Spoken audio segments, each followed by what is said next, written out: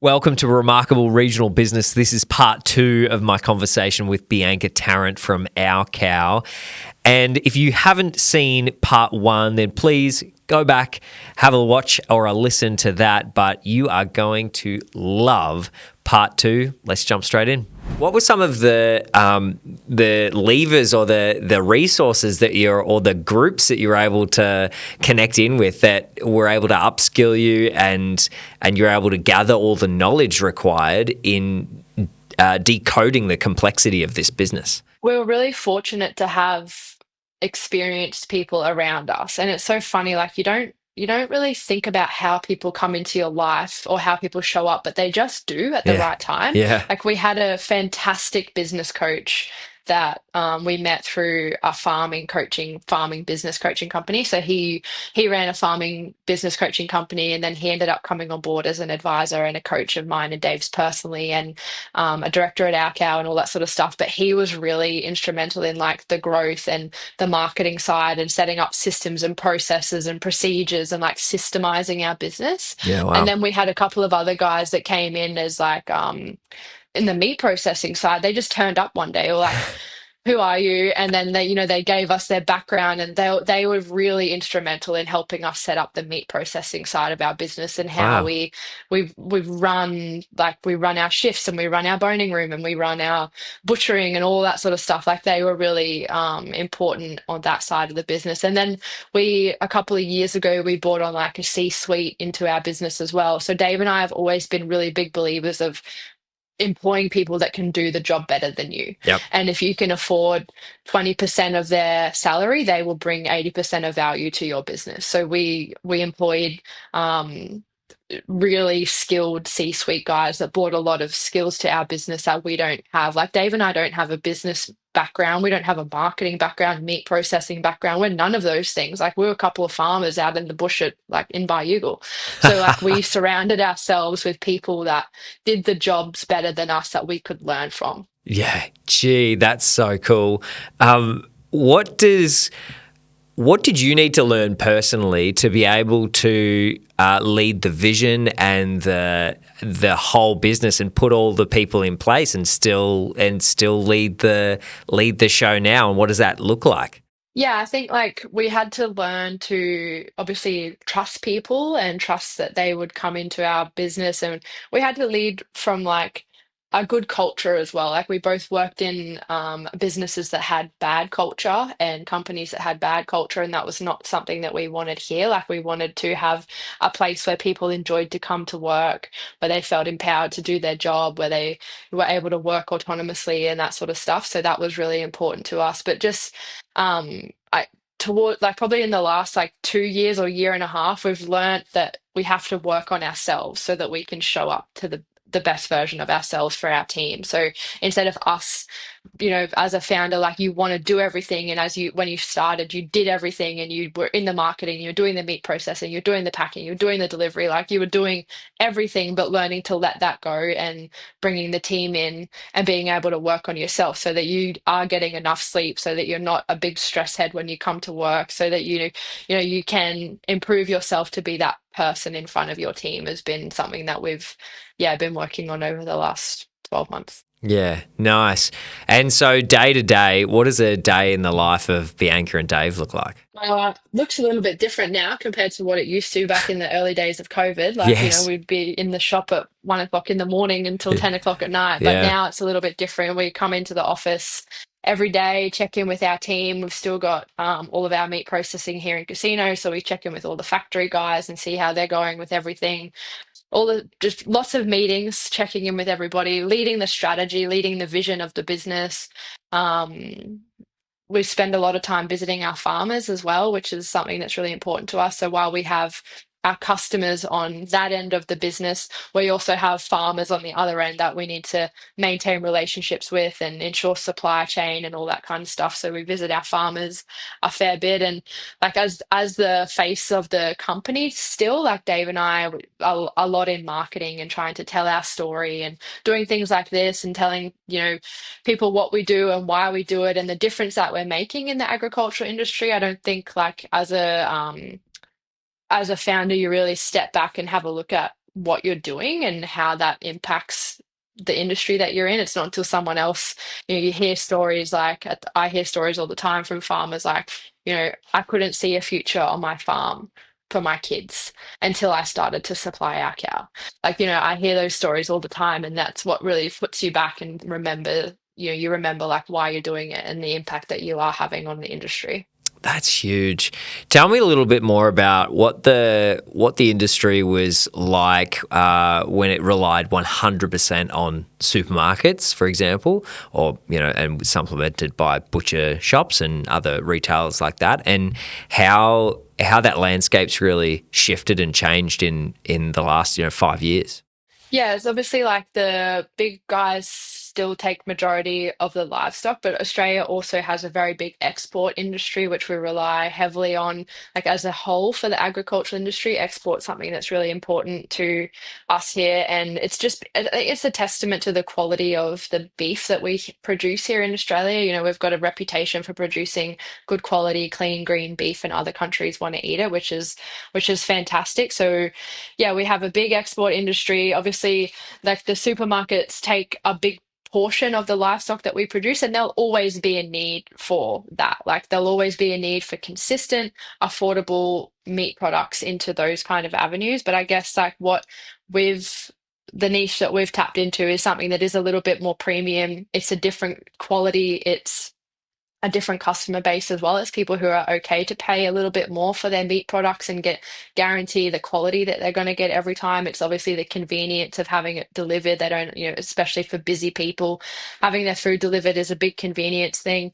And like it's just it I think what it's done is given a lot of other farmers the confidence to do it themselves as well. Like, I really believe that we were the market leaders in there was other farmers doing the paddock to plate stuff, but our cow has really been the market leader and blaze the social media change in how we market our products. And it's given so many other farmers, like small scale paddock to plate producers, the confidence to do it themselves as well because they've seen what Dave and I do. And we get on social media and we're on Instagram and we're on TikTok and we're doing all the different stuff. And it's given other producers the confidence that, if they can do it, I can do it too, which is something that's really cool.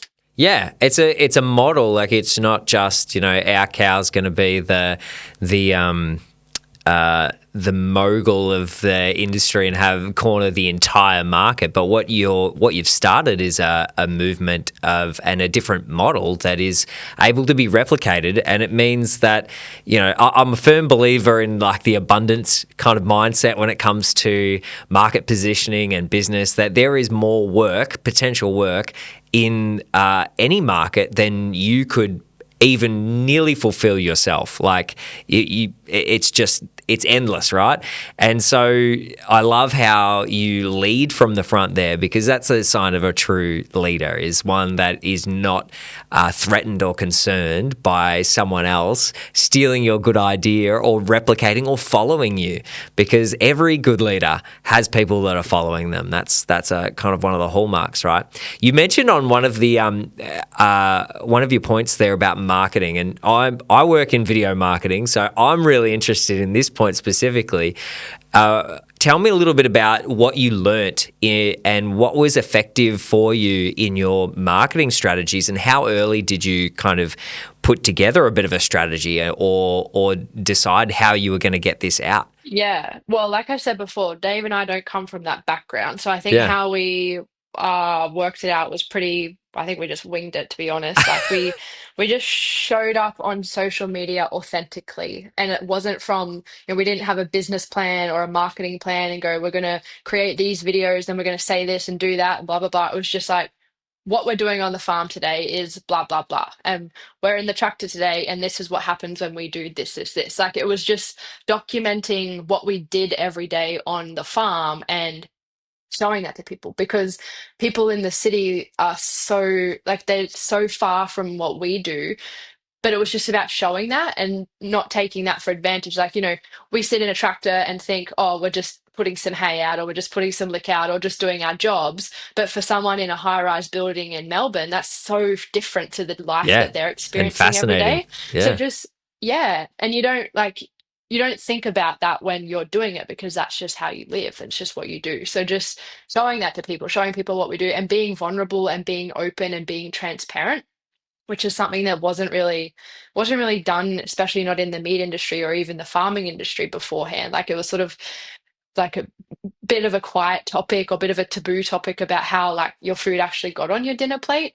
So just shedding a light on that and showing up and being authentic, being real and having a face to a brand, like a meat brand, which hasn't been done before. And there's still not many like other meat companies that have got a face to it. And I'm proud to put my face on our packets that go out. And I feel like, we've become more advocates for the like agriculture industry in Australia. And like you said, we're not here just to be like, the behemoth and say like it's our cow's way or no way. Like we're about promoting an industry that we're both proud to be a part of and putting that on social media and videoing what our farmers do. Like we invested in things like videography when we were quite new to the like when we were quite new and small. We wanted to show people what our farmers did every day and show the good stories of agriculture because often in agriculture the only time you hear about farming is when there's some sort of catastrophe like drought, bushfires, floods, live export gone wrong, like such and such abattoirs been attacked by vegans or whatever. Like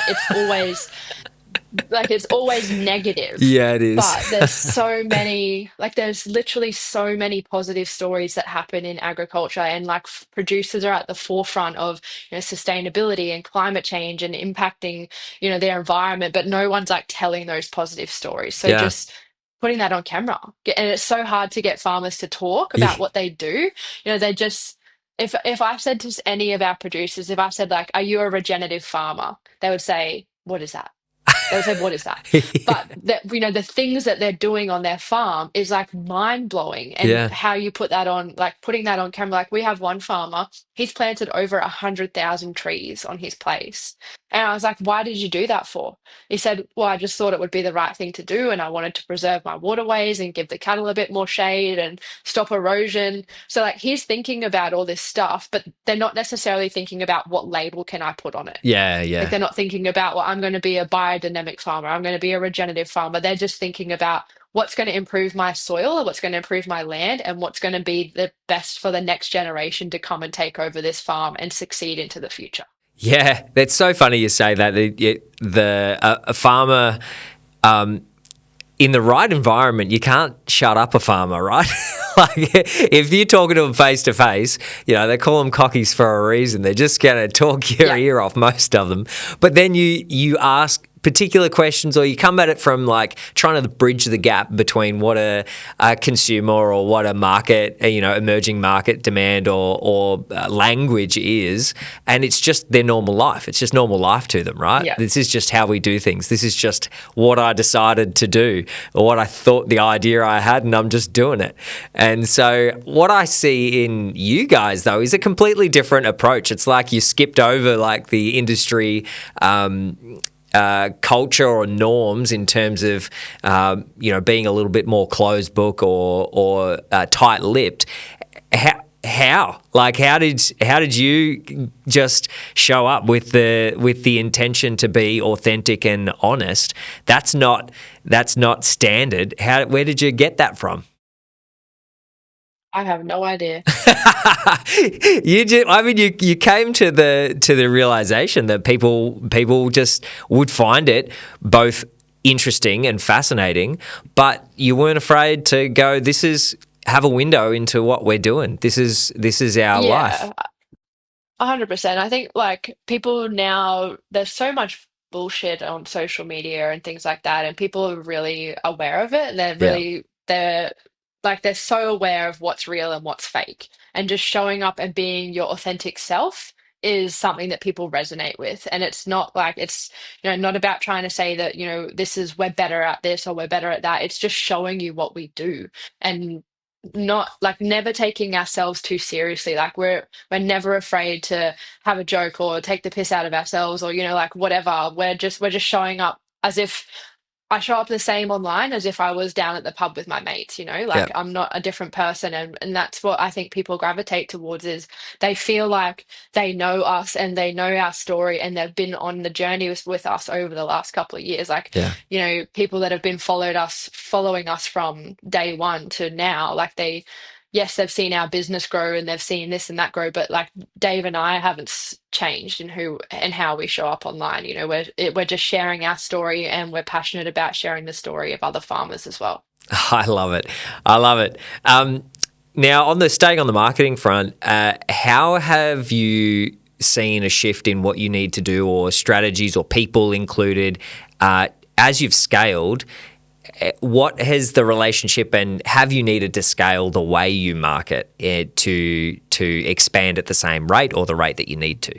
Yeah, definitely. Like it obviously, once you get scale behind you, it costs more to market. So you're not, you're seen as a bigger business. So you have to spend more to get in front of more people. We obviously have a lot more competitors in the space now than what we did, and the staying in front of those guys, they're like I said before, a lot of them are watching from behind, and they're following us. So, but just staying in front and Mm, making sure that we're still the market leaders and our unique selling points are told. Obviously, like attracting the right customers as well.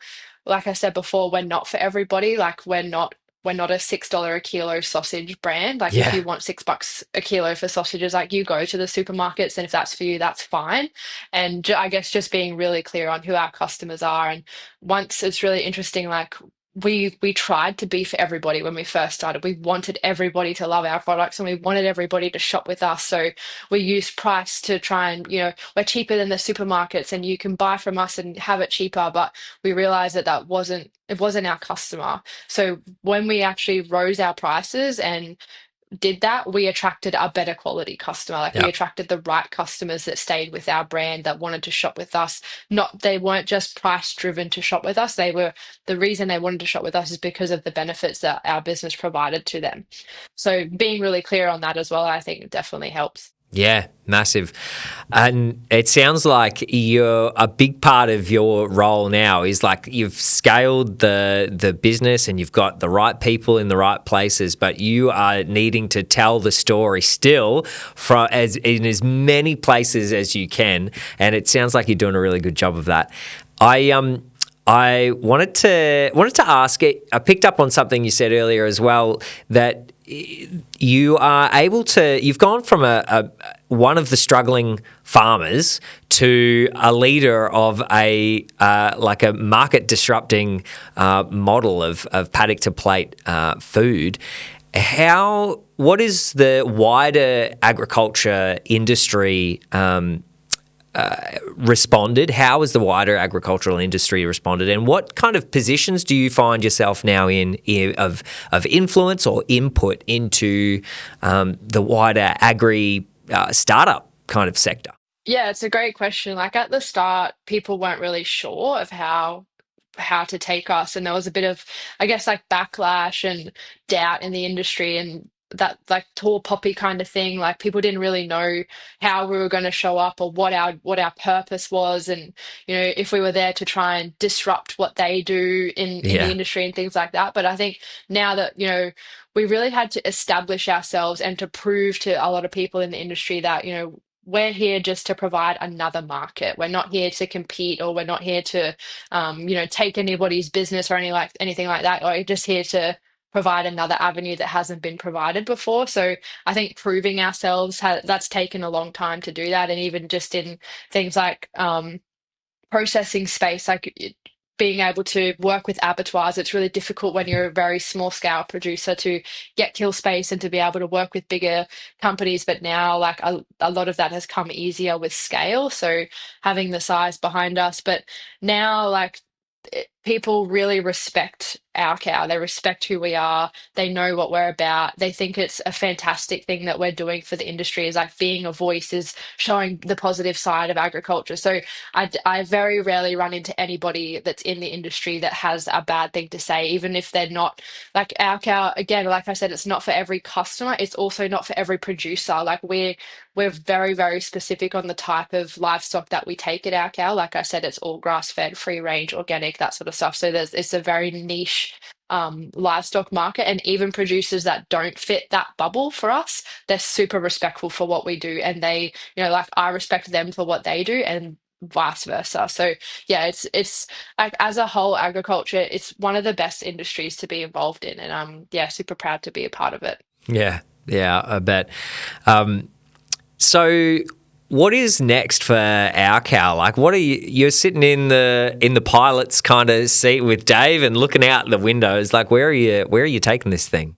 Yeah, opportunities are endless, really. Like we've had a couple of different strategies that we've brought into the business over the years. Like we wanted to be the online farmers market and bring in, gross 1,000 different grocery products and sell everything from cheese to macadamia nuts from all sorts of different producers. But we just really went back to what our core business is, and that's selling meat. So we've really focused in on, we've reduced our range significantly. We've focused in on selling meat because that's what we're good at. That's what our customers expect from us, is good quality meat. So just really doubling down on that. And like I said, the more customer base that we have, the more farmers that we can bring on. So our goal is to grow our subscriber base as much as we possibly can. We do have like international markets maybe one day in the horizon. We'd love to take the brand overseas somewhere to scale over there. So it's not off the cards. And yeah, just different. We're looking at retail as well. So if that's something that we can step into, we'd really like to do that too. So yeah, opportunities are endless. Of course they are.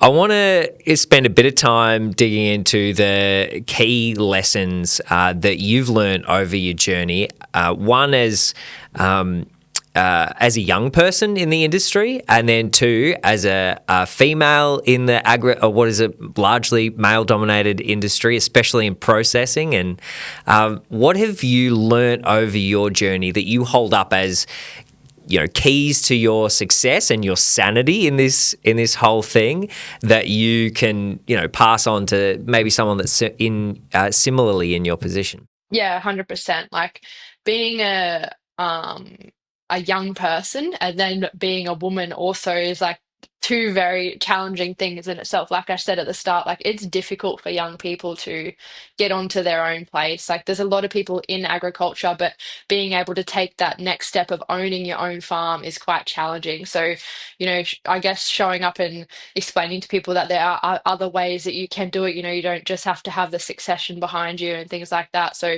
thinking outside the box on that front, but then also like being a girl in number one farming is it's hard because like it is a male dominated industry, and it still happens to me now. Like I'll go down to the sale yards with Dave, or we're in a business meeting or things like that, and people just automatically assume that I just do the bookwork, or they just automatically assume that I just am in the office. And like he's great. Like he always throws the ball back to me and says, like Bianca's the brains behind the operation. Like I'm just here to, I don't know. He's really good on that regard. Like he always says, like Bianca, she thinks about everything. She's blah blah blah. So even being that person, and I see it all the time. Like I know so many women that are in this industry, but you honestly have to work twice as hard and have like twice as good results as what a bloke would have to earn that respect. And before I came into the meat and livestock industry, I was in the mining industry. So I, knew exactly what it was like in that industry, and then come into this industry too. Like you have to work twice as hard. You have to be twice as good to just earn half the amount of respect. So I think like there's still a lot of barriers to break down there, like within this industry. But the more girls we see, like I go down to the local sale yards down here, And it's so funny, like all the men are doing like all the glory jobs at the front. They're auctioneering the cattle, they're putting everything in pens, and they're like doing all the showy jobs at the front. And if you look out the backyards, it's all girls. Like all the girls are doing the grunt work out the back. They're mustering the cattle, they're penning everything up, they're running them all through the race. Like, the girls are in the background doing the gutsy jobs, and the blokes are at the front taking all the glory. So I just think like, there's so many girls in this industry, and I love seeing girls coming up. And even our business here in casino, girls run the whole show. Like all of the girls are in the office jobs, all of the girls are in the operations jobs. We've got like female leading hands everywhere. And Dave will say the same thing. Like our business would not be what it is if it wasn't for the girls that run the show. So go Yeah. the girls. Yeah, go girls. You've got some good superpowers, and I think and a very generic statement, a wide-ranging statement there, it's underutilized. But I can see you really taking hold of those superpowers and bringing a level playing field into your own business, and leveraging off people's individual skills rather than looking at generic stereotypes. That's pretty cool. 100%. And like I said, we both were in a company that had a bad culture, and it was for that reason. They would promote people on gender and equality and all that, like diversity targets and budgets and things like that, over people that actually were fantastic at their job. And it brought a really bad culture to the workplace, and that's not something that we do here. Like if you're a hard worker, if you're excellent at your job and you have a great attitude and you're happy to and you're keen to be here and all that sort of stuff, you're the person that's going to go far in this company and in any industry, not necessarily just ours. But yeah, show up and be the best version of yourself, and that's how you get rewarded.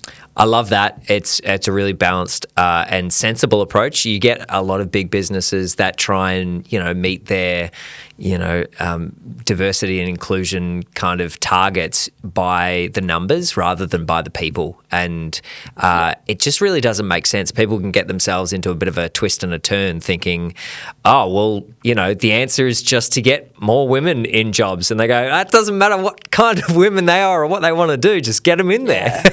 And that just doesn't make any sense, right? No sense. It's about providing a good opportunity, but just placing the right people in the right job. So that's really cool. Tell me anything else. Like what is a bit of a nugget of wisdom and gold on your journey that maybe was learnt through challenge or learnt through success that you can look back on and say, we wouldn't be here if I didn't learn that lesson. Yeah, I think like one thing for me is just asking questions. And it's something that I say is like, what questions can I ask that will change my business and my life beyond my wildest dreams? And I often go back to that. And when I think about how we got traction in the early days, it was just by asking. We asked some guy if he would give us $10 million. Like, not that, that's true. Tell And me, he's like, tell oh, me about that.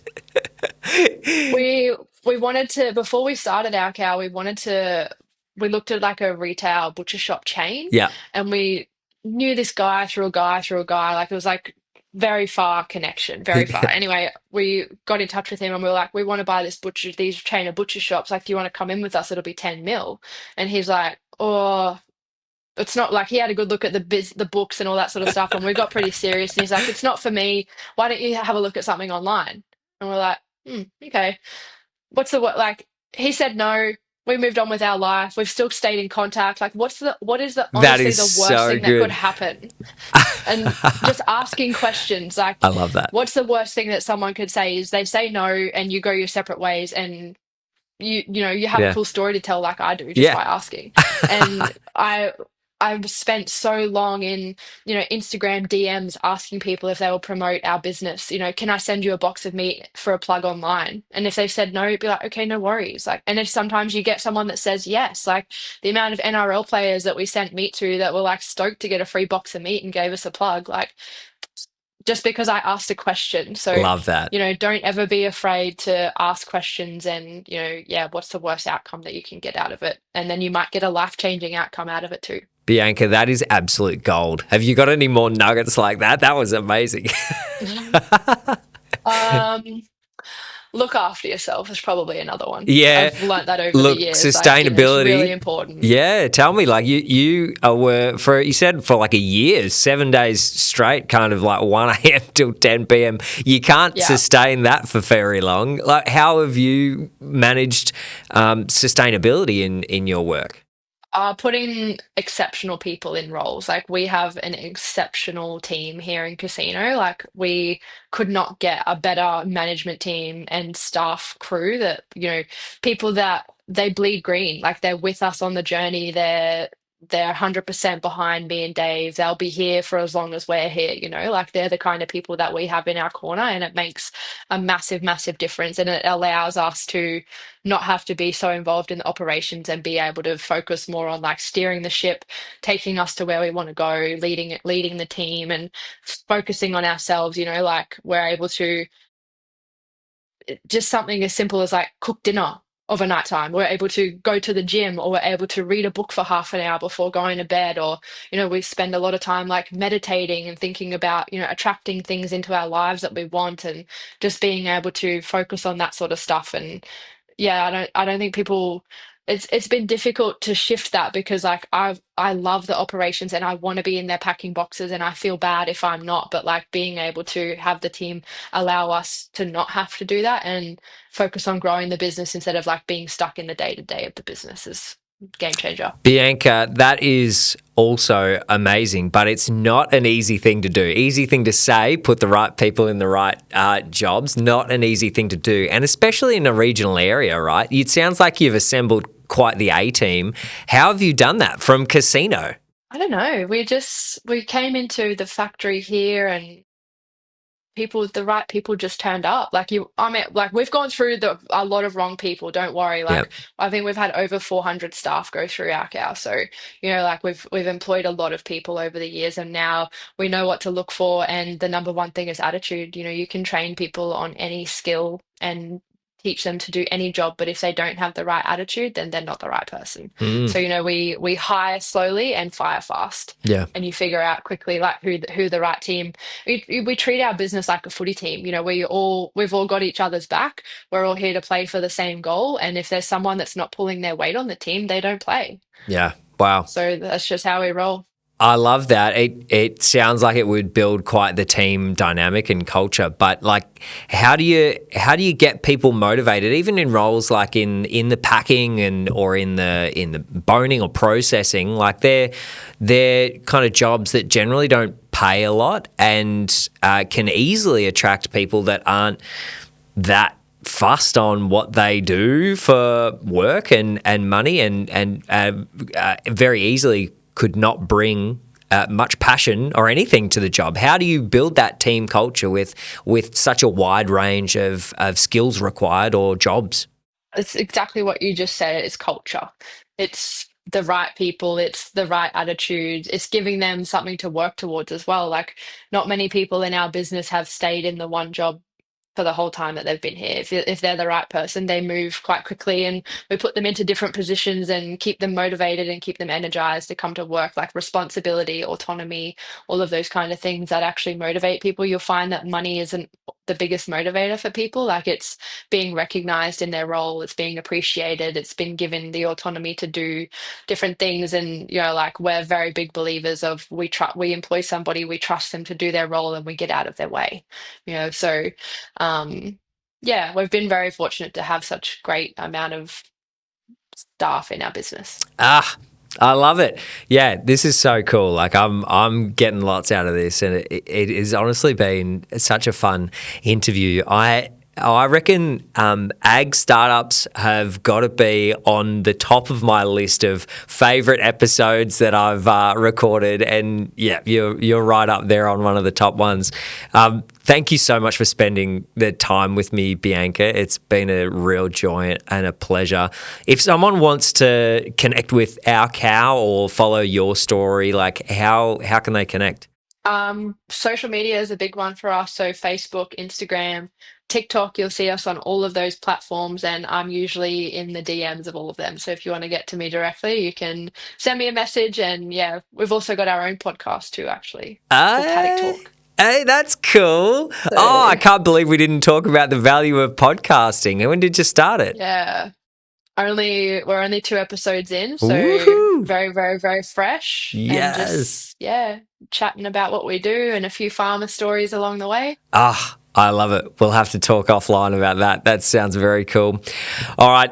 Thank you so much. Really appreciate your time again and spending it in the studio here with me. Thanks, Caleb. Well, that's it on today's episode. Thanks for tuning in. If you are listening, then please make sure that you follow the show, Remarkable Regional Business Podcast, so that you get new updates on when we release episodes. We've got a lot of limited series coming up, so don't miss out on those. And if you are watching, that's right, this podcast is video as well. If you are watching this episode, then please on YouTube, make sure that you subscribe to the channel and click the little bell so you know when the next episode is dropping.